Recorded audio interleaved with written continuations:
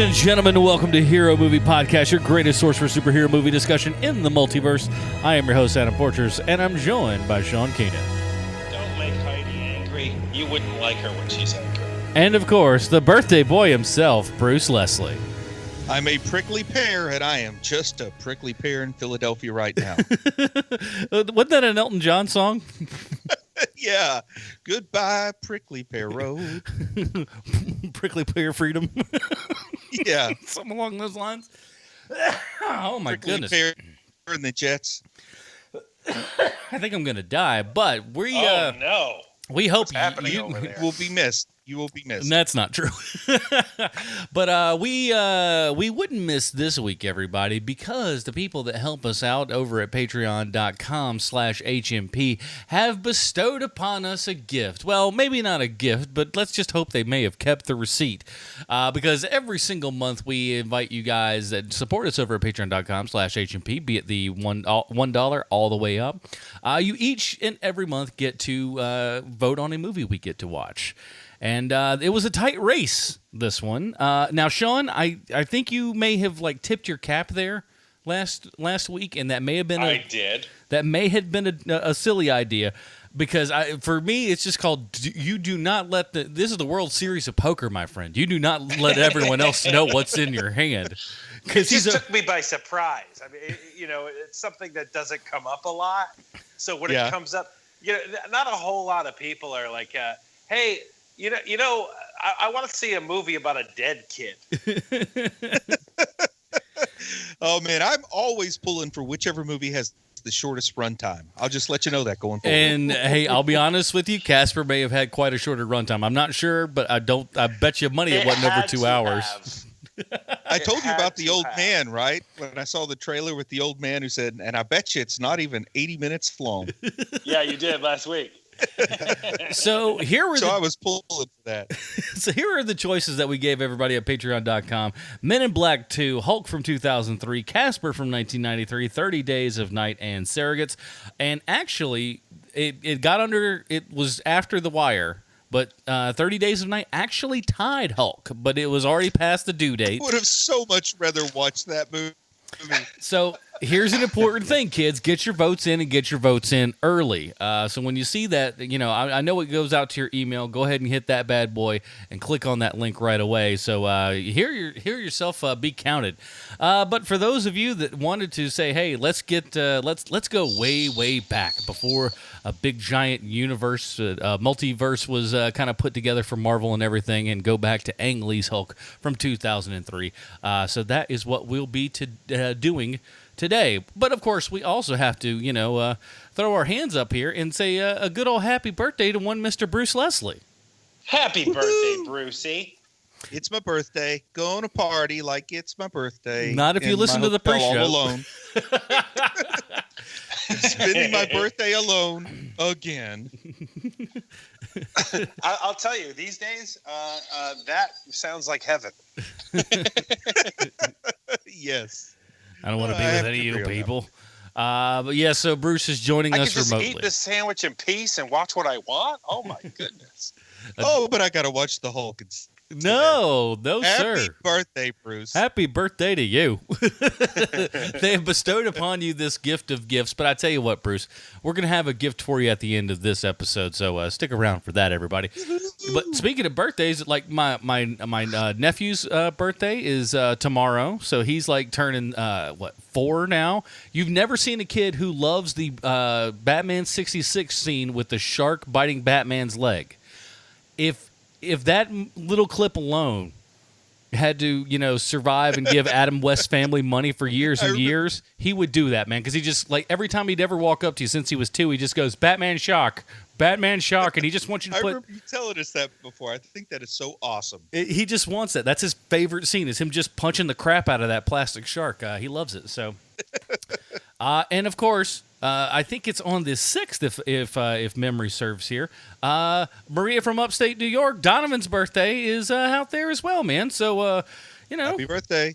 It gets around to everybody. And if you'd like to have your birthday shouted out here on Hero Movie Podcast, join us at heromoviepodcast@gmail.com. That sounded almost professional. And you may not know this, but I share a birthday with handsome, talented celebrity Rex Harrison.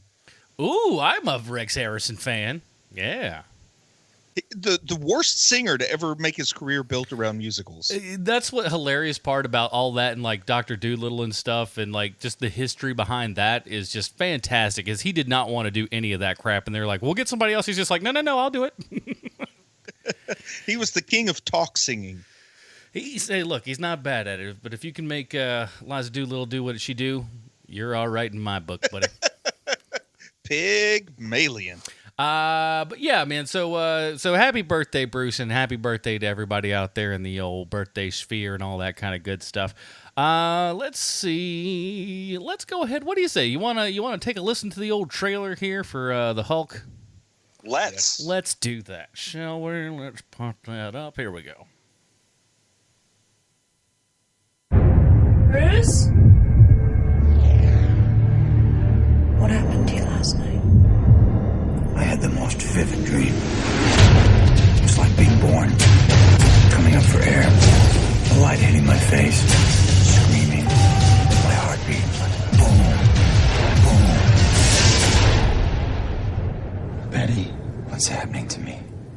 I don't know. I don't understand this. You were exposed to a dose of gamma radiation that should be lethal. Yeah! But you seem just fine. Maybe there's something different in you. How little do you understand, Miss Ross? My son is unique. And because he is unique, the world will not tolerate his existence.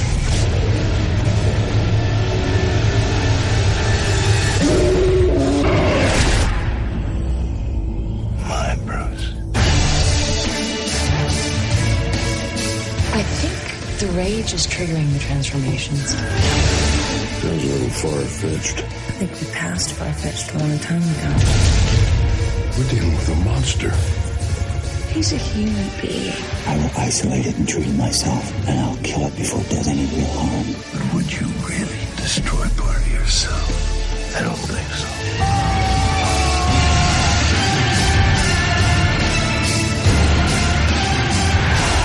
You found me. You weren't that hard to find.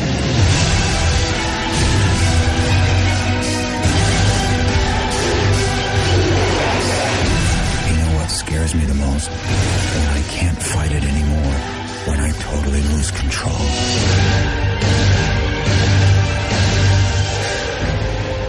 I like it. We're gonna have to watch that temper of yours.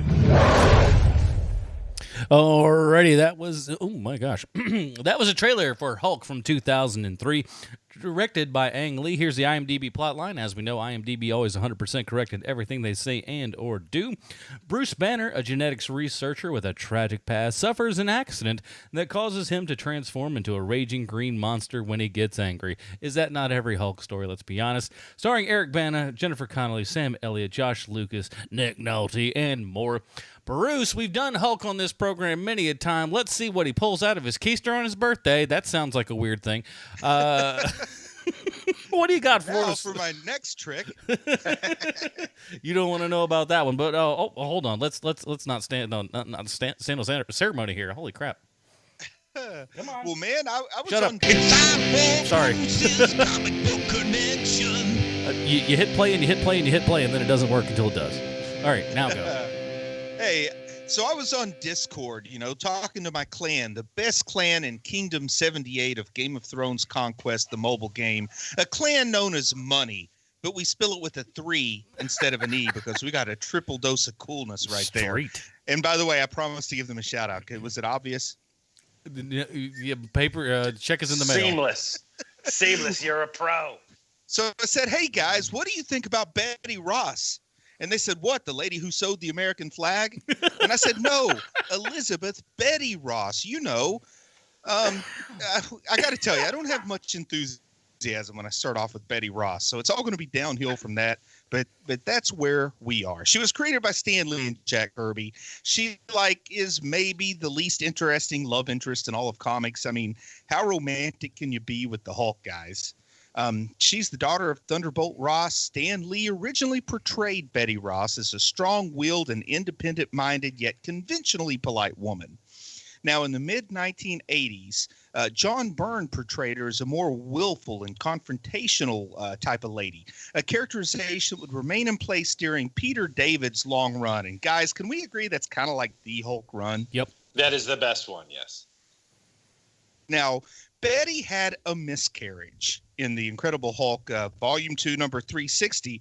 And though this occurred during Peter David's run on the series, the issue was instead written by editor Bob Harris. And here's what Peter David had to say about it. The reason I refused to do it was because Betty was really losing her child to editorial fiat. It was decided by the powers that be that Betty and Bruce were not to become parents because that would make the characters seem too old to the readers. My run on the book ended with that issue. I basically walked over it. But there were so many stories I still wanted to tell that ultimately I stayed with it a little bit longer, even though I fumed about it for quite a while. So did you guys know that? Did you guys know that Betty Ross is the reason Peter David quit writing Hulk comics? Now, in September 2009, she appeared for the first time as Red She-Hulk, which is a character with one too many adjectives for my taste. But that's something, I guess. Actually, that could be a pretty cool dynamic for this movie. Who would have thought that the one thing this movie is missing is Red She-Hulk? Dang, I'd kind of like to see that movie. Imagine if Red She-Hulk had a movie before She-Hulk. That would be pure madness, I tell you. But Red She-Hulk, she became a member of the superhero team, The Defenders, and Defenders Volume 4, Number 1, in December 2011, written by one of Charlotte's favorite sons, Matt Fraction. Matt Fraction had this to say about the character. The way I write her is somewhere between Indiana Jones and Johnny Knoxville. Wow. After a lifetime of being fought over and treated like a human football, she's now 7 feet tall and like 62, 52, 62 or whatever and bulletproof. She goes around leaving these Betty-shaped holes in the wall. But unfortunately, that excellent comic only lasted 12 issues, which it was really good. I guess I need to say something else. One time, MODOK turned Betty Ross into a villain named Harpy, but that was a long time ago. She married Colonel Talbot once. That's really got to burn old Bruce right in the biscuits. All right, guys, this is your travel-weary version of a comic book connection. Oh, buddy, I think I figured something out about you, which is that you feel about the Hulk basically the same way I feel about Doctor Strange. Let's hear it. Oh. Well, you know, whenever, like for you, the Hulk is like it's not that you hate the Hulk, but the Hulk is something that's forgettable to you because it's very one note when it's not written by Peter David, right? I mean, guy gets angry. Go ahead. I would say the Hulk is to me like the Punisher is to you. I love him as a supporting character. Yes, that's more apt. The problem is that, you know, with the Hulk now, we've seen it a lot now. You know, where you know they keep trying and they kept trying and they're like, you know what, we're not going to do this anymore. And I think that's probably the right move. For me, the reason why I'm bringing up Doctor Strange is because to me, Doctor Strange, he's fine. But to me, he's kind of a bummer character because I'm like, man, Doctor Strange is in this one. Like, I can remember even being a kid and like if, you know, Spider-Man is fighting, let's say, like the tarantula and Doctor Strange shows up. I'm like, man, Doctor Strange. Because, no matter what happens, you just know at the end of the issue, Doctor Strange is going to magic the SHIT out of the situation and there's no real tension. And with Hulk, he's going to smash. Like no one can outsmash the Hulk, so every issue is going to end with the Hulk outsmashing the bad guy. Right, exactly, and so I get it. You know, I understand why he's not your favorite. Let's go a different way here for a second, right? So, and I know we keep referencing other things here today, but I have to for this thing. So, when I first saw 2003 Hulk, because it's just Hulk, 2003 Hulk, I hated it. I hated this movie when it came out. I saw it in the movie theater, and I was so disappointed by it, especially because the trailer, like that teaser trailer, was just a house, and then you saw it blow apart, and it said the Hulk, and I was like, wow, that looks like it's going to be great. And it turned out to be, it's more psychological than anything else, this movie. There's a lot of people just talking in this movie. And, and for a this movie called starts slow. This movie starts slow and refuses to speed up. I'll give you that. That is true. That is true. And, there's a lot of things about this movie that don't recommend it. You have Hulkapoodle, you have all of that stuff. And that's actually one of the better parts is Hulkapoodle. And the big smiley faced brown dog. I love that dog. I'd buy an action figure of that dog. But here's the thing is that much like the prequels, we thought at the time that the prequels were all we were going to get. And so at the end of episode 3, it was a huge bummer. Right? It was like, oh man, I can't believe that this is the last thing we're going to see is Darth Vader. No, and just ridiculousness and terribleness. But now, we have new Star Wars, and so when you look back on the prequels, it's not nearly as bad as they once seemed. I mean, they're not great movies, but they also aren't anger inducing like they once were for me anyway. Yeah. And Ang Lee's Hulk is the same way. When Ang Lee's Hulk came out, it lost money. And so there was no way we were going to see a Hulk movie ever again, it felt like. And man. I am personally offended by Ang Lee's Hulk, but we'll wait for that. Well, and here's the thing. I do want to touch on this, and I think you did it quite well here, Sean, is that this indeed, while it is entitled Hulk and Hulk alone, this should, and by all purposes, be called Ang Lee's Hulk. Because this movie is Ang Lee. Now, Ang Lee, for those of you that don't know, this is not exactly something that's in his wheelhouse, When this was back in his time, this guy comes from like the early super independent, kind of era of film and stuff. The Eat, Drink, Man, Woman, Sense and Sensibility. Crouching Tiger, Hidden Dragon was like his biggest one up to this point. Yeah, and then he goes on to do the Hulk. Yeah, this is an Oscar winner, but not for comic book movies. Ang Lee, not the movie. So Hulk comes out, and it's such an odd beat for him because like the next thing after that's like Brokeback Mountain. So it's like you realize that like one of these things is not like the other, and one of these things is the Hulk. Well, not only that, but at the time, keep in mind this is 2003, so the year before we got Raimi's Spider-Man. Mm-hmm. They're on the second X-Men movie at this point, and X-Men has been firing on all cylinders. The first one is pretty good, the second one is great, and so you have something to judge on, where it's not like a vast desert of nothingness and then the Hulk comes out. It's, Raimi's Spider-Man, not perfect, but it's good. And X-Men 2 is fantastic. And the way this was packaged, the way that the post-production went down on this movie, they even brought in Danny Elfman. I mean, they really wanted this to be the next Spider-Man, essentially. Yeah. And at the time, when I was excited for this to be released, I mean, I saw this opening weekend on an IMAX screen because I loved Spider-Man so much, Sam Raimi's Spider-Man, and I thought, well, Hulk is going to take it to a whole other level. I just didn't know that whole other level was going to be weirdness. It's a level down. But yeah, it is like it's interesting because like you're right, the Danny Elfman and stuff coming in, and I think his score adds a lot to this movie. Actually, I think if you take his score away, this movie actually loses quite a bit of points. Agreed, totally. Well, agreed. It doesn't have many to give up in the first place. That's my point. But here's another thing, man. Ang Lee. Now I don't know how much was Ang Lee, how much was the editor. It all has to go back on the director when you don't know.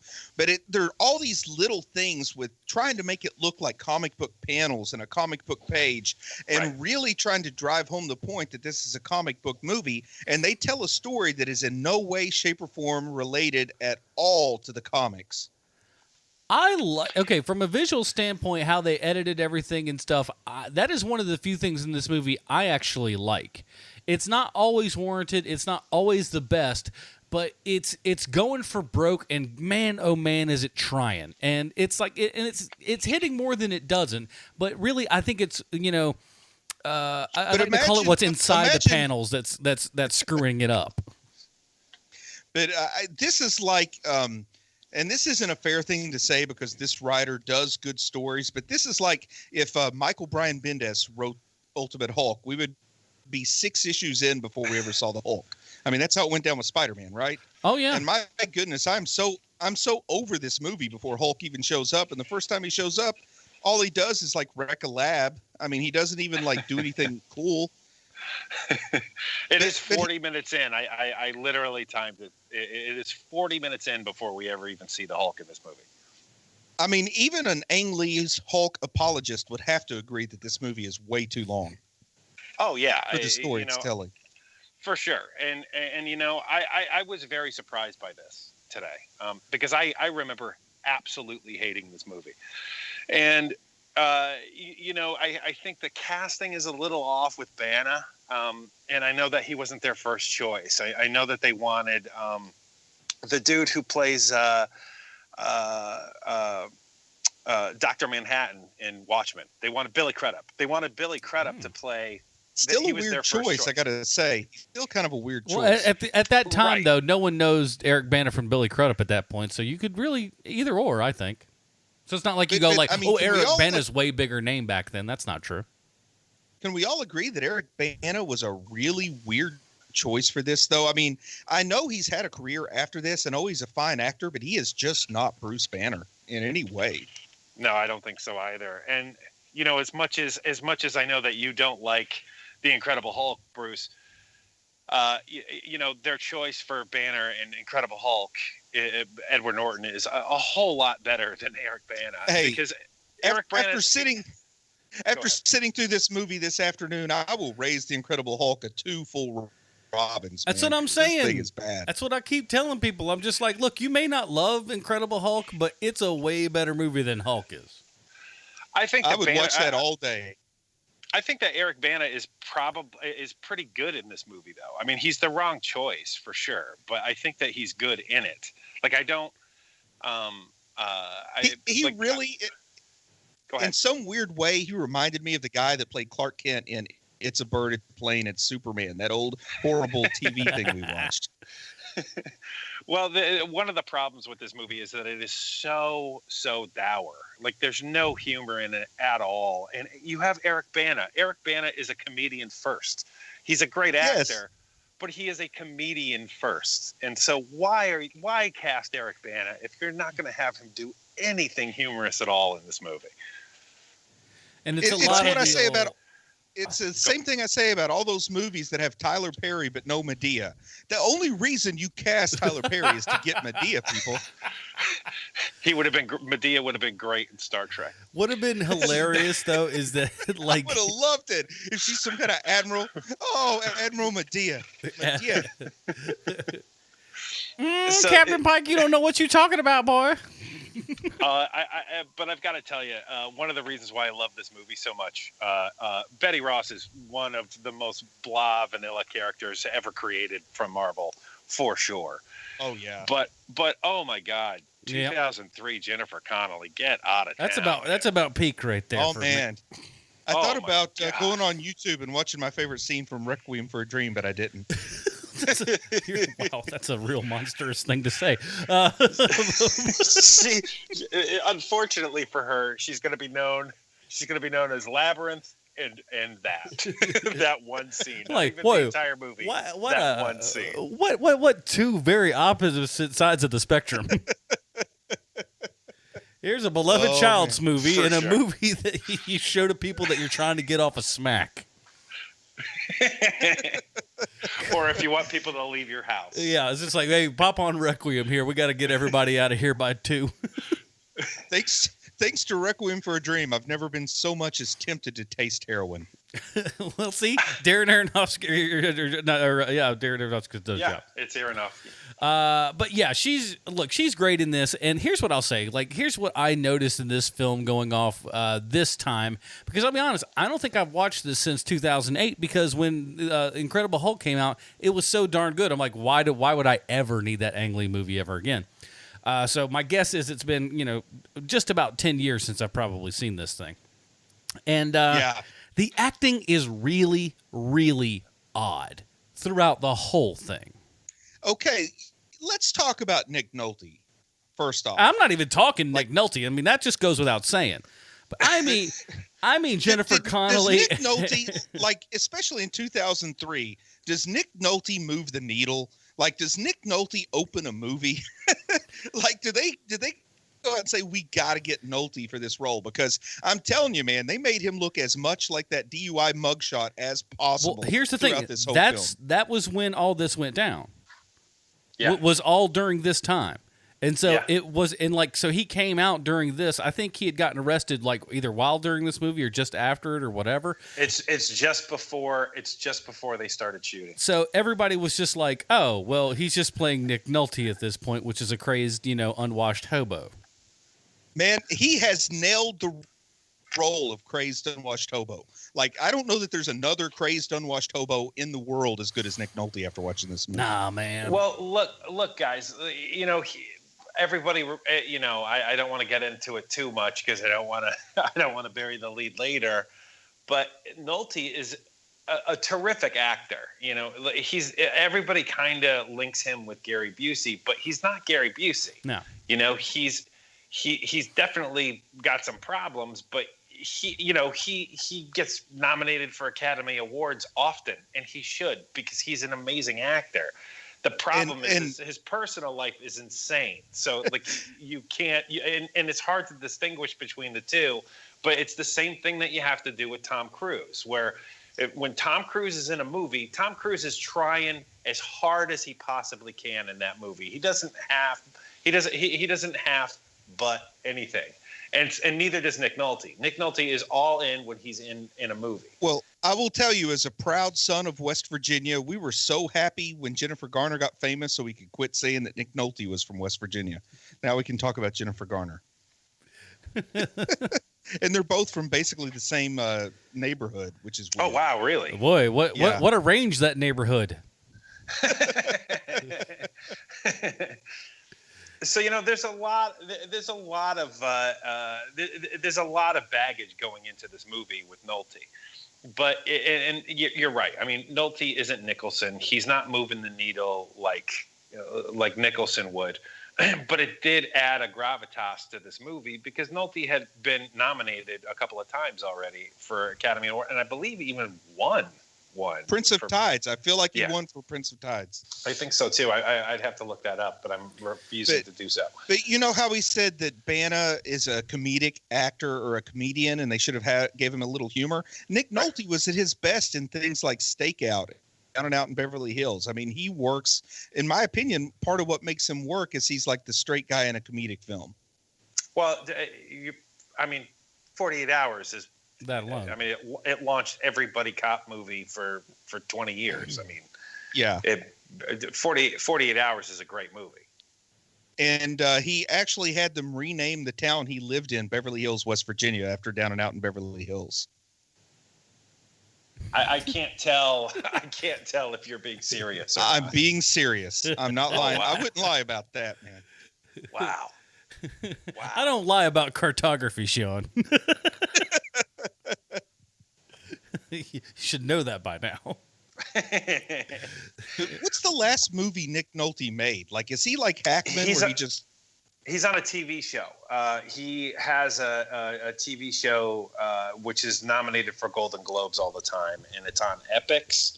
It's called Graves. But he plays a former president who gets stuff done post presidency.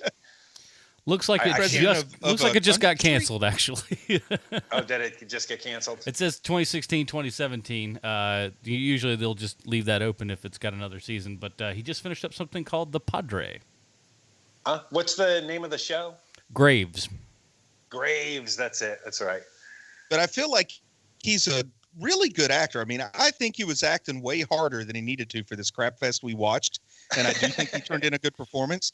But I think, like you said, the personal life, like we talked about with Tom Cruise, you have to forget about the personal life. But Tom Cruise moves a needle the way that Nick Nolte doesn't. So he's not getting phone calls for top line stuff anymore, I think, because he's just so weird. Like, they can get Gary Oldman if they want to spend money. They don't need Nick Nolte. That's true. But I think one of the problems with this movie is that Ang Lee is basically trying to make a psychological drama, but with the Hulk, and that's not why people are showing up for the Hulk. And I feel like he had a really good like supernatural movie that he had written, and then he just shoehorned the Hulk into it. All right. Well, what I know about the script is that a lot of people worked on the script. Like J.J. Abrams was one of the script doctors on this thing. And the project had been put together more than 10 years previous to the release of this movie. And there were bug men involved, and the Hulk was going to fight a bunch of like radioactive bugs and all this stuff. And way better than this? Well, no. But what ended up happening is that Ang Lee had the choice of directing either Terminator 3 or Hulk.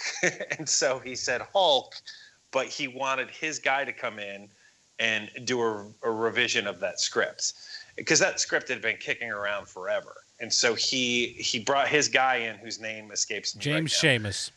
There you go. He's been working with James Seamus since the early '90s and stuff. He's kind of his right hand man. And James Seamus is a pompous man. He is. He just is. And when you learn history about him, he's a very stuck up individual.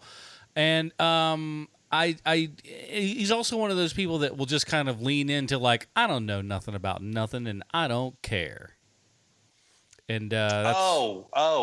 right. You've actually brought him up before. Mm-hmm. Yeah, that's right. Because when we were talking about like villains of superhero movies when we first started this thing, you brought his name up years and years ago at the birth of this podcast. But yeah, Seamus is one of those guys. He's one of those guys, and frankly, even despite his Academy Award winning, I think he's a bit of a hack. And because for heaven's sake, he took like Crouching Tiger, Hidden Dragon, and like while that's a nice, everybody goes, oh, this is a nice big drama story and all this other things. If you look at the type of movie that's coming from, that's not usually the type of movie that they make. That's like taking Terminator 2 and turning it into an Agatha Christie book or some such nonsense. You don't need that. And it's just he's got Terminator on the Orient Express. He's highfalutin. He's a highfalutin man. You figure with his little bow tie and everything that he's, that's all you got to know. Bow tie on a gentleman. Oh, no. Well, I went into this today, and I was honest to destroy this thing, because I remember just absolutely hating it, and I don't hate it anymore. There's not a whole lot to hang your hat on with this movie, for sure. There's and it's so very long. Yeah. But there's when you keep in mind that like he's not trying to make a superhero movie. He's trying to make a psychological thriller. The performances are strong from your three mains. And by the way, I totally forgot that Josh Lucas used to be in movies. Remember, they kept trying to like shoehorn him in everywhere. You're right. Josh Lucas was. They really tried to make him a thing for a while, but everybody was just like, "No, Josh Lucas." I felt like when you couldn't get McConaughey, Lucas is who you called. McConaughey. What? You gotta remember, the McConaissance is not going on in 2003. Not at all. He's on the outs. When did that movie in Texas with the high school kids come out? You'd be a lot cooler if you did. Hello, all right. When did that movie come out? Dazed and Confused. Yeah. Yeah, that was back in... That was like 2000 or 99 or something. That was in the 90s. Yeah. So he was on the scene. McConaughey was on the scene in 2003. Do you not know how ebbs and flow in Hollywood go? He's out in 2 hot seconds. Hey, Dazed and Confused is 1993, fool. I want to say McConaughey was like in his Sahara. Exactly. He's in the Sahara land right now. He's not making. I was going to say, there's no time in the past 20 years when you said you've got your choice of Lucas or McConaughey, and you picked Lucas. That's our whole point, is that Lucas shouldn't have been the guy, but he was the guy at that particular time. Man, they kept trying to just they're throw like, him in. we're going to put you in this movie with Reese Witherspoon, okay? Or we're going to put you in Beautiful Mind or American Psycho. It's just like there was, I'm telling you, between like 2000, 2005, everybody was just like, hey, this Josh Lucas guy's pretty good, huh? Who said that? I think it was Josh Lucas who said that, actually. They made him a basketball coach in a movie. Can you think of a less basketball coach type than Josh Lucas? Man, you aren't kidding. So no, it's like, look, God bless them. They try, but you know, it's just not working. Favorite Josh Lucas movie? Go. Let's give me 2 seconds. I actually want to look and see if I could find one that I'm just like, that's not bad. Dazed and Confused. But that's not the one of. That's very funny, Bruce. Oh, speaking of which, he was in The Lincoln Lawyer with him, so there you go. There's your connection. Oh. There's your connection. Maybe he played his brother. I never saw that flick. No, me Like, neither. I honestly think Josh Lucas in this movie was trying to be a little bit of Jay Moore. Jay Moore's like, why are you bringing me into this, dude? I didn't. What did I deserve? But seriously, like, come on, let's move on from the Josh Lucas talk, because frankly, I'm going to be honest with you, this is the most talk Josh Lucas has gotten in the past 15 years. Now, Josh Lucas, you can send your Patreon money to patreon.com/HMP. one solid good thing that came out of this movie, though, is I love Sam Shepard as Thunderbolt. He is the perfect Thunderbolt. Yeah, he is.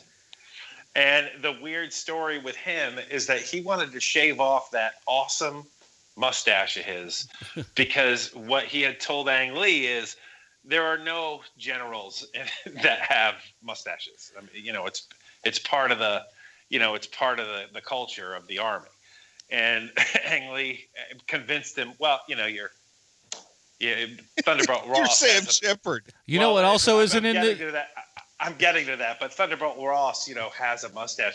And on top of that, the reason why we cast you is because you're Sam Shepard with a mustache. You know what I mean? It's like Burt Reynolds, man. If he shaves the stash, he loses the role. Yeah. I'm like, Sam, we also have a giant green monster in this. Those don't exist either. Wear your mustache, get in line. See you Thursday. And how many times do you think Ang Lee tried to get him to put on like a cavalry hat? Because, man, he would have looked good with one of those cavalry hats on. You know, he would have been the perfect guy in G.I. Joe flying the helicopter. Yes, he would have, man. Well, what was that guy's name? It's bugging me. I should know that sort of thing. Helicopter Me Jones. too. Helicopter Jones, exactly. I'm sure it was like Wild Dog. Now, let's talk about this. What do we think about like the actual origin story and how they've kind of treated this thing? Because this is obviously something that we have never gotten through a Hulk deal before. Okay, man. Now, you I really know want me to wind up on this Yes. one? Because this is like... Because I figured this would be the most thing that would just drive you absolute batty. Okay, now I'm very familiar with the Hulk. I'm very familiar with comic books for those new listeners who just tuned in because they had to hear about Ang Lee's Hulk. What if this is your first episode, please email me at hearmoviepodcast@gmail.com. Tell me how you came across and that this was your first one. Gosh, I want to hear that. I want to hear that version so bad. So it's like, finally, they're going to praise Ang Lee's Hulk. I want to listen to it. Son of But a unsubscribe. There are lots of times where it makes sense to retcon a superhero's origin story. None of those times involve starfish. None of those times involve jellyfish. None of those times involve like inheriting genetically from your father that a gamma bomb is going to unleash. I mean, the Hulk is easy. The gamma bomb goes off while he's saving Rick Jones' life, and then Thunderbolt Ross hunts him down with a bunch of tanks and helicopters, and you're in the desert watching Hulk smash for about 45 minutes. You got you a perfect 90-minute movie. If they let me write the script, it would only be 4 pages long, and it would have made $300 million at the box office. And the Hulk takes the desert. Yes, It's just like, because listen, there's a lot to fill in this here. Movie But that's kind of good. I mean, that is the part of this movie that's kind of good is when they go back and they're kind of faithful to that 80s cartoon Hulk where it's just him in the desert smashing military equipment. That's when the Hulk works for a guy like me. Like this first movie should have all been Thunderbolt versus Hulk. The next movie is Abomination. Nowhere in my 7-picture outline would Nick Nolte's name have appeared. But we need a crazed hobo. I've always thought a way underused character is the leader. Like they need to bring in the leader as a Hulk bad guy. They teased him. Yeah, they teased him at the end of that Ed Norton movie, and then nothing happened, and it would have been awesome casting. Mm-hmm. They've even asked. They said, Tim Blake Nelson, would you like to do it? He just goes he's like, no one said anything, but if they did, I'd probably do it. Oh heck yeah, man! Tim Blake Nelson, one of the 100 greatest actors that I like. You can tell Bruce is in some other place, can't you, Sean? Mostly because I liked "Oh Brother, Where Art Thou" a lot. When he said I was going to say turned him into a horny toad. I damn it, you beat me to it because I was going to say you just like the way he says horny toad. Yes. By the way, that is a great movie. That's one of the best non-comic book movies that I've seen lately. Lately, that's like 1999. It's just like, look, man. I haven't seen a movie. But this is like, keep in mind that the origin story of the Hulk in this movie is during that time again where writers in a writer's room in Hollywood think they know better than stuff that has been happening for 40 years. They don't realize or care in this instance that people have an expectation when they walk into a movie theater to see the Hulk. And so it's 2003. You still have organic web shooters. You still have, the claws are coming out of Wolverine in a different spot than he does in the comics. All of that stuff, and it's during that phase of comic book movies where they're like, look, comic books are for children, and we're trying to make something a little bigger and badder than this. And so that's what this movie suffers from, I think. Now, I'll say this. I don't like what it does as far as what it adds into the obviously, as we've said, unneeded backstory of the Hulk, right? Just like you said, starfish and all that jazz. That being said, that whole opening looks fantastic. It's shot so it's talking about the wrong thing. But it's shot really well. It looks so cool. And it's like, that is very engaging. What, again, is, imagine if you didn't have all the wild and wacky editing in this movie. This movie, honestly, I think would be a whole heck of a lot more boring. Okay, for sure. But just when it comes to origin stories, they really work well when they're concise. Like Superman, he's an alien. Spider-Man, bit by a spider. Batman, he's a rich orphan. Hulk, his father took some jellyfish and starfish and injected it to himself and then had a child who inherited that. Then he murdered his mother. Then later a gamma bomb went off and he became the Hulk. Yeah, it's the simplicity of it all. William Shakespeare said it best, I believe. Gamma bomb. The Hulk, gamma bomb. That's it. If you need more than 7 words for your origin story, go back to the drawing board. And I look at the same time and I just go, look at the Incredible Hulk. They gave you that entire origin story in the credit sequence.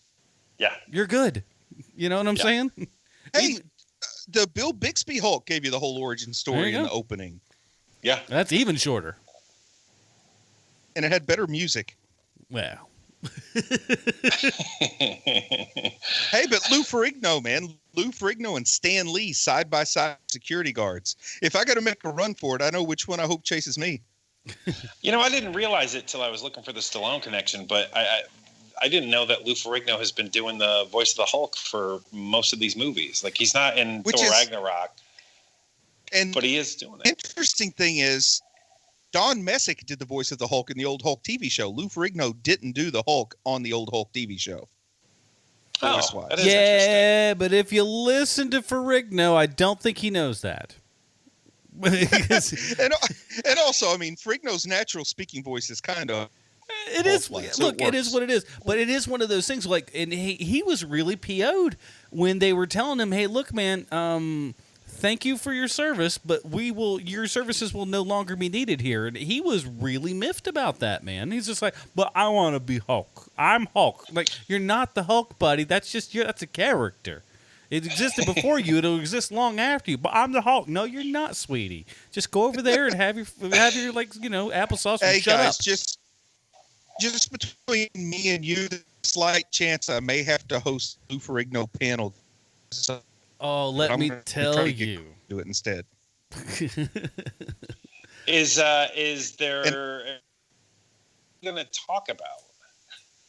Man, I don't know. That's why I want Chris to do it, because I know that I would be very uncomfortable about not being able to hear what I say and stuff. And I think Chris, he's Canadian. He's naturally more polite than I am. You just like every question's like, hey man, what's your bench? What? And the night before the convention this summer, they're doing a screening of The Crow with James O'Barr doing a Q&A, and I told Chris, no way I'm getting close to that. I mean, we kind of have a long tradition of crapping on that, so I don't want to be like official around that at all. Would that be hilarious? I don't know what James O'Barr looks like now, but I just imagine probably not, super giant built hunky dude, but I just imagine like some real skinny guy coming up to Bruce going, so I hear you've been talking about my Crow, huh? What's up with that? And then just he's military. He's ex-military. Yeah. He's going to have some. So he knows how to kill a man with his bare hands. Good luck, Bruce. It's international waters, I tell you. And all you have to do is just start. If he starts choking you, all you need to do is just like hum a Cure song or something like that, and he'll just start break down crying. You can just kick him in the jewels and run. I'll play some of James O'Barr's music from his band because nobody can tolerate that, not even him. Make it stop, mama, make it stop. Hey, listen, as long as you guys keep in mind, they've greenlit another Crow movie with our boy Jason Momoa. So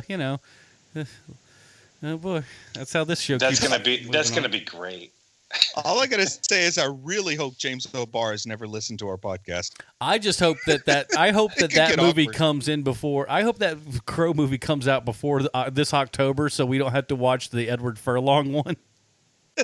No, I'm all for Eddie Because that's the next on the list for October is the Eddie Furlong one, and oh boy.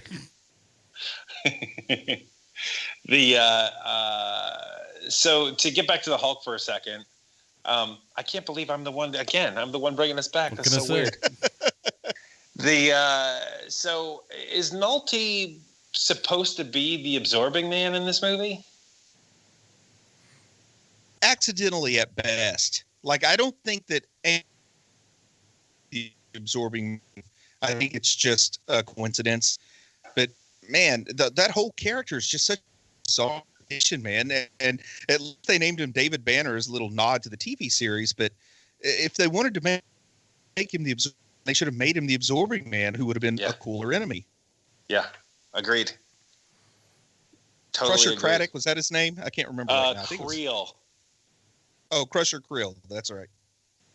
Because he, oddly enough, he does show up on Agents of S.H.I.E.L.D., if you remember. And he's the guy that was boxing against Matt Murdock's dad in the boxing match. Oh. If you go watch the Ben Affleck version, I mean. Oh. And who amongst us doesn't have that in our top of canon? I certainly know that I do. Have we reviewed that? Have we reviewed Affleck's? Yeah, we did.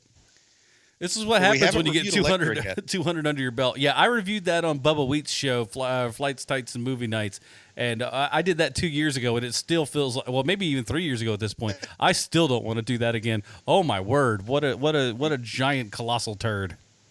Oh, that's right, because we saw the director's cut.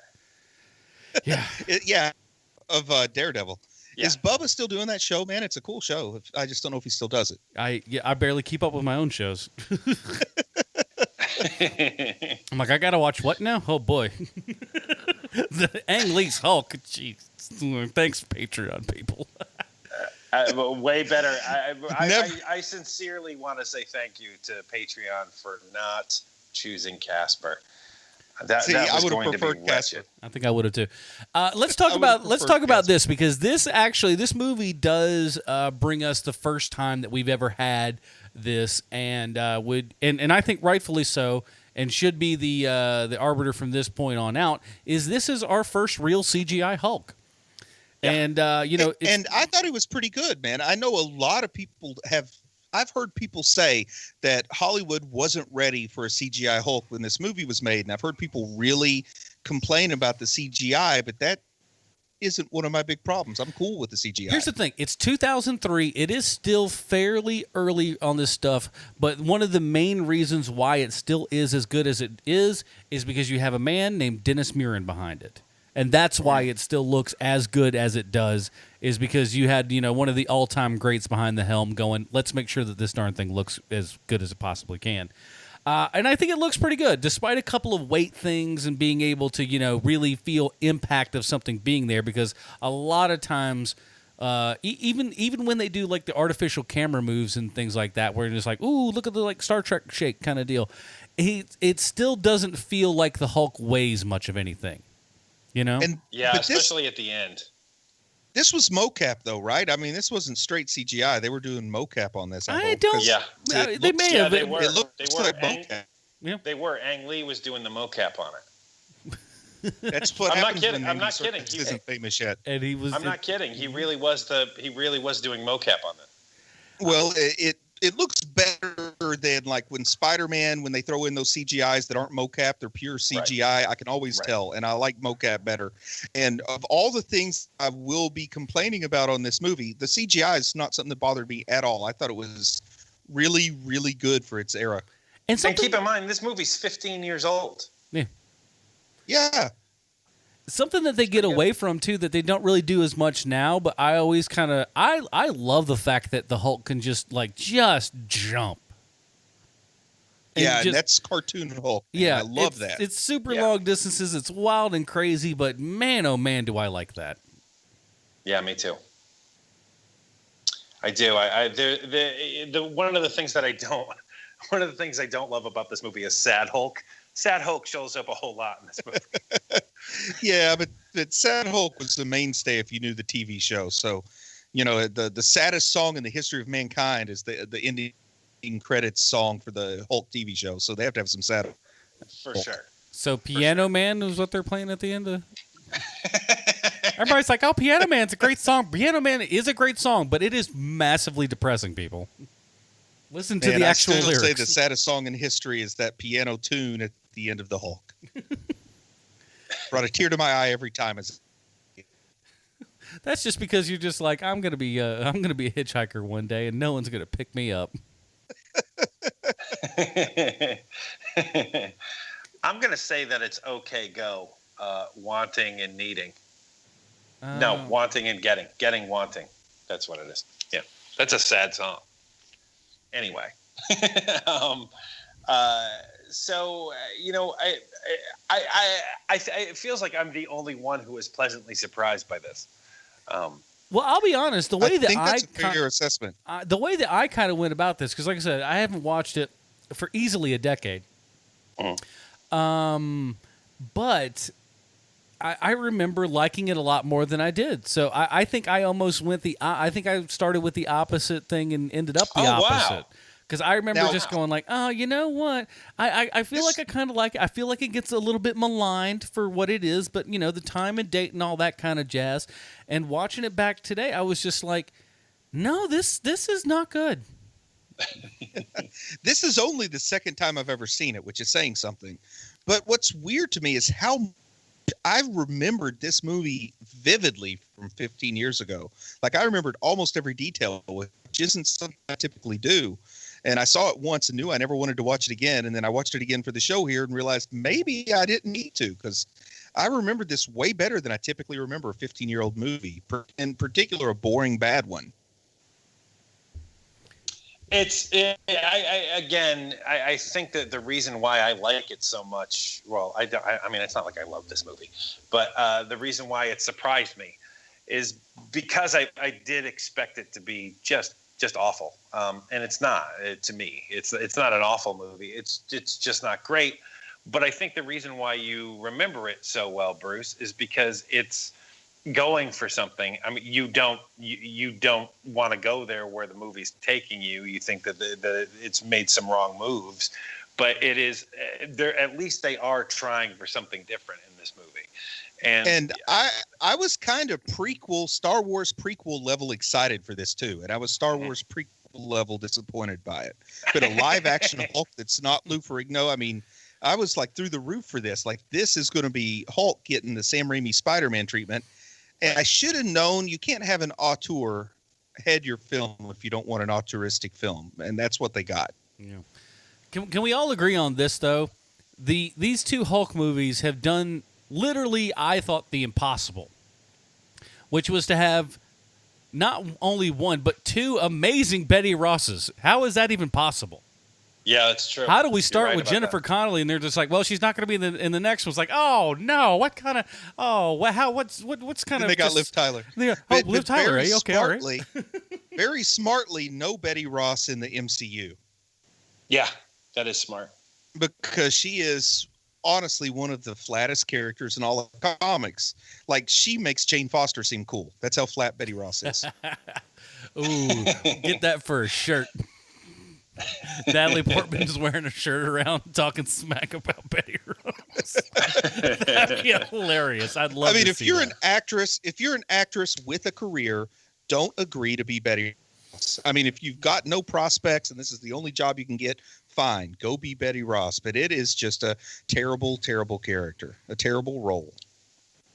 So before we get to the Stallone connection, I do want to say this, though, and see what your guys' thoughts are on this, as we've seen, now Hulk, Incredible Hulk and everything, and with the way that everything is working within the MCU and their actual agreement and everything with Universal, and us not getting a new Hulk film, are we sad that there are no new Hulk films, or are we just kind of okay with what he's gotten in the Pantheon right now, your Thor Ragnaroks, et cetera, et cetera?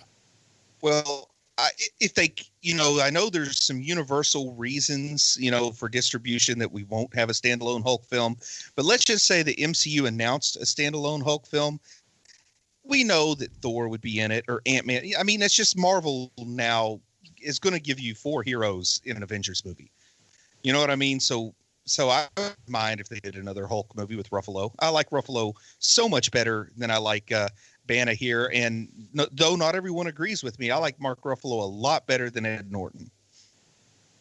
No, I agree with you. And not only that, Bruce, I think that it's a mistake at this point to give Hulk his own movie. We've seen it twice now with people who are very, very good at their job, that it's not the type of character that warrants its own movie, quite frankly.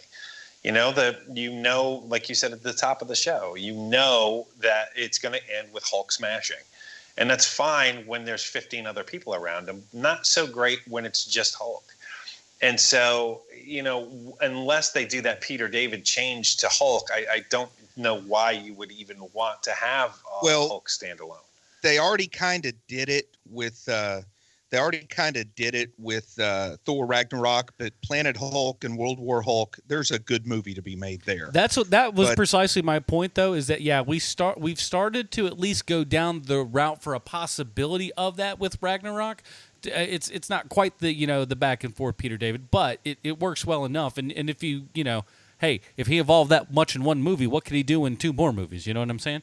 He could be quoting Shakespeare for all we know. The story from Feige is they have made a standalone Hulk movie, but a third of it was in Avengers 2. Mm-hmm. A third of it was in Thor Ragnarok, and the final third is going to be in Infinity War. That's fair. And if you look at the Hulk portions, it's going to be basically the Planet Hulk storyline in those 3 movies, but they don't have distribution for a Planet Hulk movie, so they put it in these other movies, which I think is a good move because I love the Hulk in these other movies. Yeah, me too. It's a nice respite. All right, but speaking of those other movies, we're not talking about those. We're going to get down to the rating of this one, but before we do that, we have to ask ourselves how this movie relates to one Sylvester Stallone. Why, thank you, Adam. I have a prepared statement. Anyone who's seen the photo of Nick Nolte's arrest in 2002 for drunk driving remembers it. After that photo was released, he went from guy who does good work to a guy who probably parties with Gary Busey. Because in that 2002 mugshot, Nick Nolte looks insane. He had grown his hair out for his role in 2003's Hulk, and not helping matters, he's wearing a Hawaiian shirt so loud that it hurts your eyes just looking at it. So great. During his arrest, he also tested positive for GHB, which is more commonly referred to as roofies. And when asked about it, he said he'd been taking it for years and that he'd, and I'm quoting here, never been raped, unquote. What does someone willingly roofie themselves for years? Oh, man. That's the reason why is because that's a person who wants to take a vacation from themselves. And if I was Nick Nolte, I can't say I blame him because you can't get 10 people to agree on anything except that Nick Nolte clearly has demons in his head. Mm-hmm. But what most people don't know is that Nick Nolte was arrested before in 1961 in Omaha, Nebraska when he was 20. Nolte got busted for selling phony draft cards before your mind starts playing Creedence Clearwater Revival's Fortunate Son while an Apollo rocket launches, then quickly shifts to Woodstock. This is 1961 in Omaha. So Nolte's mugshot looks like he plays rhythm guitar in the Dave Clark 5. Nolte got 5 years probation instead of a 45-year prison sentence. And how did that happen? It's unclear because his family wasn't rich. He wasn't famous yet. I'm speculating it's because Nick Nolte is a charming so-and-so. And specifically when he was 20 and handsome, and he probably shot that judge the look of blue steel 40 years before that term existed. And Nolte walked out of that courtroom thinking to himself, what can I do with these terrific looks and charming demeanor? I know I'll become one of them fancy boy models. It's hard to imagine now, but that's just what he did. Nolte was a model and transitioned that modeling career into acting. And in 1992, he was voted People Magazine's sexiest man alive. Oh, my. I feel like if I go back in time, I could be super handsome. That's when Billy Ray Cyrus was at peak Billy Ray Cyrus. The problem with Nick Nolte is that he has huge impulse control problems. He's been married 4 times. He has 2 kids, one of which was born in 2008. Oh, my gosh. He was 67 years old when he had his second kid. That hurts. 67. Nolte, what are you doing? He's made a lot of mistakes over the years, but one thing he did right happened in 2011 when he was the voice of Barney the gorilla in The Zookeeper, starring Kevin James. Also in The Zookeeper is a man whose voice can make every big-haired woman over the age of 50 feel things in her bathing suit area, Sylvester Stallone. Stallone is the voice of Joe the Lion, and his mate, Janet the Lioness, is voiced by the age-appropriate Cher, which makes me wonder, what sort of juice does Kevin James have that it can pull in Stallone, Cher, Nick Nolte, and Rosario Dawson? There's no way those people read the script for Zookeeper, or when they finish, they gently place the screenplay on the side table next to their chair in their study, take off their glasses, stare off into the middle distance and say to no one in hushed tones, yes, that's the script I've been looking for. Alert my agent immediately. Rosario Dawson was nominated for a Teen Choice Award for her spectacular work in The Zookeeper, but sadly did not take home the trophy. Darn it. Unfortunately for her, all she has now is her millions of dollars and amazing career to look forward to. Since his 2002 arrest, Nolte hasn't been very public, and who can blame him? If the world ever finds out that every weekend I fall into a K-hole, I won't be able to show my face at the tennis club. They have the best watercress sandwiches. They have water that has sliced cucumber in it, and it is delicious. Man, I hope my addiction to Special K never gets leaked. And there you have it, HMPers. Nick Nolte is this week's Stallone connection. Now, Rick Jones and Doc Samson, let's review everyone's favorite version of Hulk. All right, here at Hero Movie Podcast, we have our own patented Robin rating system. If you'd like to see what that is, head on down to Facebook.com/Hero Movie Podcast. It's right there at the top of the screen. And while you're there, why don't you just throw a like on that bad boy? Let's start out with the birthday boy. Bruce, what is your patented Robin rating system for Hulk from 2003? It's really hard for me to imagine a time when Nick Nolte looked in the mirror and said, yep, Hollywood, that's where I need to be. Like that is like I see some people that are famous sometimes and I wonder, like, did they own a mirror before they got famous? Because wow, the cojones on those guys actually go for it. Robert Wall is in that category, you know? He looks at the mirror and says, man. Hollywood, that's where I'm in. That guy never had a good year. The guy that was like the best friend in the Ricky Bobby movie. I can't remember that actor's name now. John C. Reilly? Yeah, imagine him looking in the mirror and saying, Hollywood, that's where I need to be. The weird, anyway, the weird part is that PTA looked at him several times and just goes, yeah, you are going to Hollywood, boy. But this movie's awful, man. It's boring. It's boring. It takes too long. It's not a Hulk movie. The Hulk doesn't show up for 45 minutes. It has one cool scene where the Hulk does smash and jump in the desert, which is the only thing that might be construed as redeeming. That and Thunderbolt Ross is cast perfectly. But, man, this is going straight to the old Jason Todd dumpster for me. Yowza. Woo. Wow. Man, oh, man. That's tough but fair, that Bruce Leslie. I wouldn't have guessed that one. Let's see where Sean's goes. For me, I went into this just looking to spew venom and hatred and vitriol towards this movie, and it's just not that movie. It's well done is the wrong word. It's capable. It's a capable movie, and they're going for something. It doesn't nail it. I think it's so weird. And Jennifer Connelly is just so fun to watch in this movie. And the Hulk looks pretty great. The Hulkapoodle thing, which we barely got into on the show, is so ridiculous and one of the dumbest things in a superhero movie ever. So for me, I am giving it a very, very low Damian Wayne.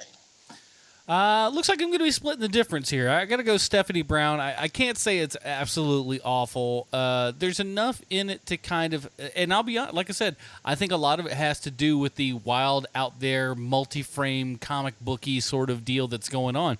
I think if you take that away and you take Danny Elfman's music away, this movie loses so much.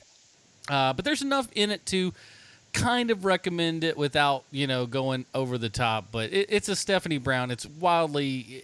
I would have, if I was to guess, I would have said hi Damian Wayne.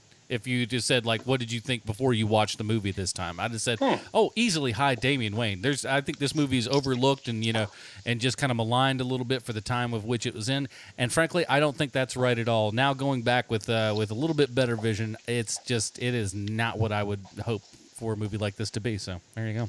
Huh. Okay, so again, that is it. Thank you guys that supported us out there, patreon.com/HMP, and voting on this movie, man. You didn't vote for Casper, so I guess that's a win of some sort, right? Thank you. Well, we'd like to keep the birthday tradition going on here, and what do you say that Sean and I have come up with a gift that we'd like to give one Mr. Bruce Leslie? Bruce, this time next week, we would like to review in episode 200 of HMP, Watchmen, the ultimate cut.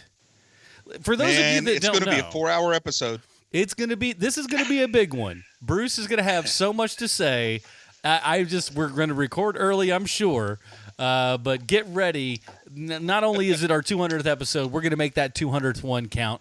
And if you'd like to support this show, like I said, patreon.com/HMP and all that kind of good stuff. And we really appreciate it. And we're, honest to goodness, so stoked that you guys have been around for this long. And it's gotten bigger than I think any of us could have ever figured it out to be. But we'll celebrate that one next week. In the meantime, Bruce, where can we find more of your work on the internet? Hey, I just want to say a very special thank you to Micah Hunter, RocketFace, who once again is the first to leave a 5-star review for my latest book, Dragon in the Darklands, on Amazon. So go check that out. And otherwise, tune into HMP next week for a 2-hour comic book connection. Sean, what do you got? You can find me on Twitter at Hero Movie Sean. I just learned that American Animals comes out in June. So look out for that. And you can always go to Doggy Pod if you have not listened to my stupid dog review movie. Dog movie review show. I'd like it better if your dog reviewed movies. Dog you review. hook up a microphone in front of your dog. And is your dog a boy or a girl? Girl. Set her loose. Just let her talk for 45 minutes about Jackpot, whatever. what do you think about this movie? Ang Lee's Hulk with Sean's dog. So, Jackpot, what do you think of this movie? Ruff. That's your answer for everything. You're just a dog. Chewy? Sean, your stuff? We already did that. And the Film Find at thefilmfind.com. I've had new guests all these past 3 weeks and everything, man. So go check them all out. And it's been a fun time over there. Yeah. So that is it, everybody. Join us next week for episode 200, where we talk Watchmen, not the director's cut, the ultimate cut, the big one with everything in there. Set aside a weekend because this is what you're going to need. Man, you're not kidding. Until then, for Sean, Keenan, Bruce, Leslie, I'm Adam Portrais. Stay super, everybody. Bye, Mom. And happy birthday to everybody.